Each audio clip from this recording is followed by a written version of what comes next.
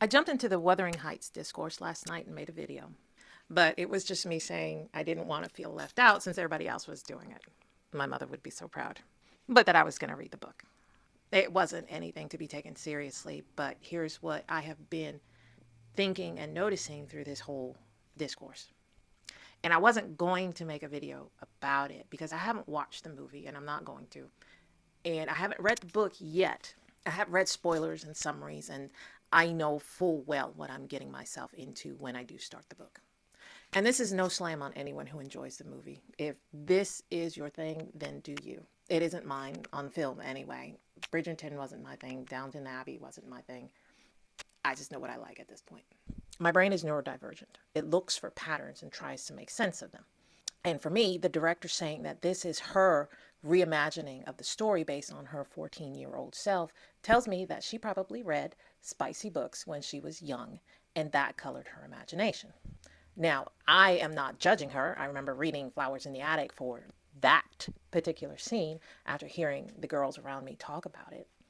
I mean, honestly, it's just a rite of passage. But if you look at this from a publishing standpoint, the film is a mirror to the books that are being published by women of a certain demographic. The dark romances, the obsession, the stalking, taking all that and calling it love. I remember watching Suicide Squad when it came out and being struck by the fact that women were talking about how in love the Joker and Harley Quinn were when it was clearly not love based on what was on the screen. Joker didn't love Harley. She was an expendable tool to him. When they were attacked by Batman and their car plunged into the river, what we saw was just Harley being fished out by the bat because Joker had abandoned her there. That's not love. Harley thought it was love until we get to Birds of Prey and she realizes what her relationship was and has been. She wanted it to be love. She wanted to be loved, but that doesn't make it so. Romances, smut, spicy novels, they are all selling a fantasy. That's why you see so many books about billionaires and obsession and multiple love options. That is their fantasy. And fantasies tend to be born out of the opposite of what the reader is experiencing. I have been writing and publishing for the last 20 years, and when you understand the market and that for the millions of books that are published each year, whether traditionally or self or hybrid published, only a 1% of those books are handled by traditional publishing, which means that they are all about sales. What can sell? What can give them the biggest profit margin? Which is what has been bankable in the past and what is bankable now. This does not always include POCs. Their money, certainly, but not necessarily their vision.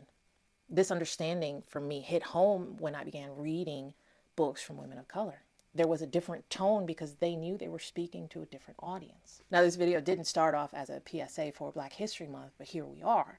This is why this month of awareness is so important. This is why it's important to have diverse storytellers. Again, whether it's on the screen or in a book. So does this become an argument for or against spiciness in novels? Absolutely not. The right scene can elevate a novel even if the participants are consenting adults, unclothed, and engaging in adult activities. In the same way that a well-timed F-bomb and expletive can sometimes get your point across much better. Ultimately, what this argument boils down to is support. I won't hate on anybody for loving the film. There are questionable films that I like. Sharknado. And to be frank, there's no one's opinion that will make me feel bad for liking those movies. So like the book, like the movie, prefer the book, prefer the movie, you're entitled to it. Post your review, post your opinion. If someone else takes offense at that, that's on them. But I think at this point, if we are to get the adaptation we all deserve, and I don't mean word for word, that is impossible with books, I have come to accept that. I've also come to accept that the book will always be better.